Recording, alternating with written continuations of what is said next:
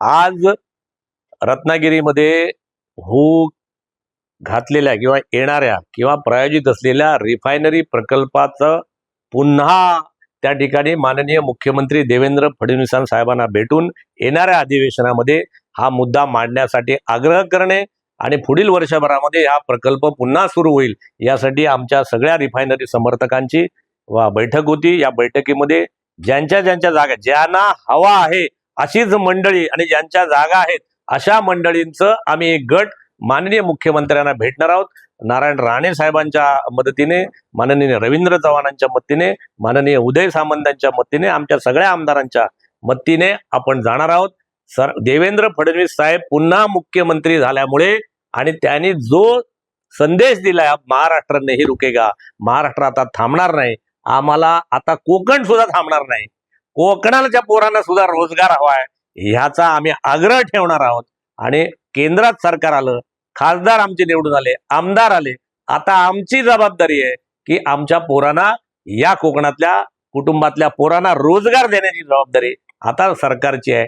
त्याच्यासाठी आम्ही फडणवीस साहेबांना भेटणार आहोत असा आम्ही निश्चय केला। 16 नंतर आम्ही सगळे नागपूरला जाऊ, प्रत्यक्ष भेट घेऊ आणि आग्रहाने सांगू की आमच्या कोकणाला आम्ही आमदार दिले, आम्ही खासदार दिले, आता माननीय मुख्यमंत्रीजी आता आम्हाला रोजगार द्या, याच्या मागणीसाठी आम्ही जाणार आहोत। अंदर की ये बात है, स्थानिक आमदार हमारे साथ है। आणि काय सांगू तुम्हाला, ओके, कोणीही पाठिंबा काढलेला नाही, हा प्रकल्प होऊ शकतो, देशाला गरज आहे, ज्यांच्याकडे क्रूड ऑइल त्यांना सुद्धा गरज आहे आणि त्यांना एका मोठ्या बंदराची गरज आहे, जे बंदर सिंधुदुर्ग आणि रत्नागिरीला किनारा लाभलेला आहे। त्यामुळे सगळ्यांना या प्रकल्पाची आणि या सगळ्या गोष्टीची गरज आहे, देशाला गरज आहे। 2% GDP वाढवेल, देशाला जीडीपीची पण गरज आहे, देशातल्या पोरांना रोजगाराची गरज आहे, समजून घ्या। सर्वे अपि सुखी न संतु सर्वे संतु निरामया, सगळ्या लोकांना सुखी करण्याची ताकद या प्रकल्पात आहे। राहिला प्रश्न पर्यावरणाचा, राहिला प्रश्न जमिनीचा, राहिला प्रश्न ज्यांना हवा आहे त्यांना होणार, तर तीच माणसं आले पर्यावरणाची काळजी घेऊ शकतात, त्याची पण सांगणारी मंडळी आहे। त्यामुळे आता आम्हाला रोजगार दाखवा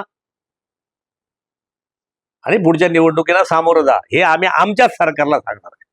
महाराष्ट्राच्या बाहेर तो जामनगरमध्ये ऑलरेडी आहे, पण आपण जर केला नाही तो आंध्रला जाईल, तो पुन्हा गुजरातला जाईल, ज्या ठिकाणी समुद्र किनारा आहे त्या ठिकाणी हा प्रकल्प उभा राहील। कारण या देशाला क्रूड ऑइलमध्ये आणि त्याच्यावरच्या पेट्रोलियम प्रोडक्ट मध्ये स्वयंपूर्णता आणायची आहे। जगामध्ये अनेक ठिकाणी युद्ध चालू आहे, समजून घ्या। आता अमेरिकेतला देशाचं नेतृत्व सुद्धा बदललेलं आहे।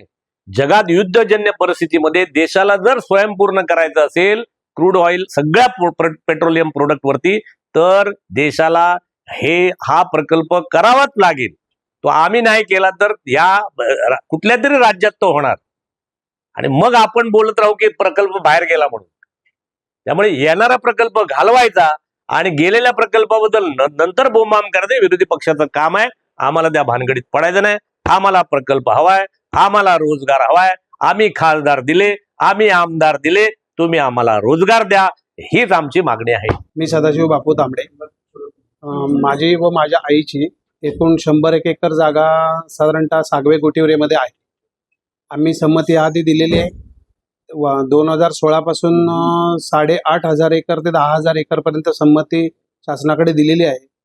आणि रिफायनरी प्रकल्पासंदर्भात RRPCL वाल्यांतर्फे आम्ही हरियाणा प्रकल्पाला जाऊन आलोय, तिथे सर्व पाहणी केली। 3 ते 4 दिवस आम्ही होतो तिथे आणि तिथे प्रदूषण जे काय म्हणतात ते आम्हाला तसं काही जाणवलेलं नाही, जे आहे ते सगळं व्यवस्थित आहे आणि तो प्रकल्प चांगल्या रीतीने तिथे आहे। असाच प्रकल्प आमच्या कोकणामध्ये व्हावा अशी माझ्याबरोबर बरेच सहकारी आहेत, तिथले शेतकरी, त्यांची संमती आहे आणि त्यांना हा प्रकल्प हवा आहे। त्यामुळे आम्हाला बऱ्यापैकी तिथे रोजगार निर्मिती होईल। माझ्या घरात माझी मुलगी सुद्धा आज MSc होऊन घरात आहे, तिला आज नोकरीच्या प्रतीक्षेत आहे। अशा लोकांना, बरेचसे असे लोक आहेत की ज्यांना अपेक्षा आहे, त्यांना नोकऱ्या नाही आहे आणि ती उपलब्ध राजापुरात कोकणात व्हावा अशी माझी मनस्वी इच्छा आहे। नमस्कार, मी प्रल्हाद सुभाष तावडे, राहणार विल्हे। माझी ह्या रिफायनरीमध्ये 100 ते 150 एकर जमीन जाते आणि माझ्या विल्हे गावामध्ये जवळजवळ माझ्या भावकीने 2,800 एकरची संमती दिलेली आहे आणि ती संमती आम्ही 7/12/8 आधार कार्ड सहित आम्ही सरकारपर्यंत पोच केलेली आहे. या बाबतीत सरकारने विचार करावा. आज आम्ही 2016 पासून खूप प्रयत्न करतोय रिफायनरी संदर्भात, पण आमची कुठच्या सरकारने आजपर्यंत आमची दखल घेतलेली नाही. त्या बाबतीत सरकारने विचार करावा. आम्ही रिफायनरी बाबतीत पानिपतला पण गेलो होतो. पानिपतची रिफायनरी मी स्वतः बघितलेली आहे. तिथे आम्ही 3 दिवस वस्तीला होतो पानिपतला. आम्हाला तिथे असं काही आढळून आलेलं नाही. जे विरोधक लोक सांगतात की आज रिफायनरीमुळे माणसं आजारी पडतील, काय रोगराई होईल, तिथली परिस्थिती आम्ही जाणून घेतली. तर आमच्याबरोबर 16-17 जण आम्ही होतो रिफायनरी समर्थक लोक. तर आम्हाला कुठचं तिथे काही तसं काही दिसलेलं नाही. तर रिफायनरी खूप चांगली आहे असं मी तुम्हाला सांगू शकतो.